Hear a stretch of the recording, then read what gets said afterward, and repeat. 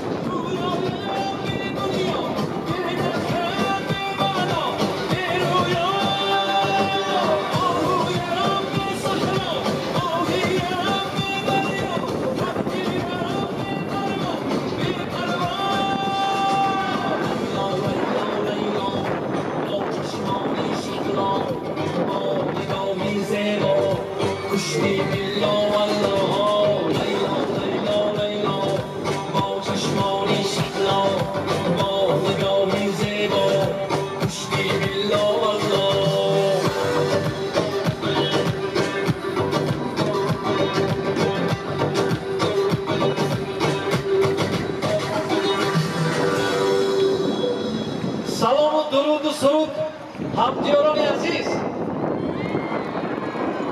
من همه شما را با این 30 سالگی جشن بزرگی تاجیکستان، 30 سالگی استقلالیت جمهوری تاجیکستان، همه شما را از صدق دل تبریک میکنم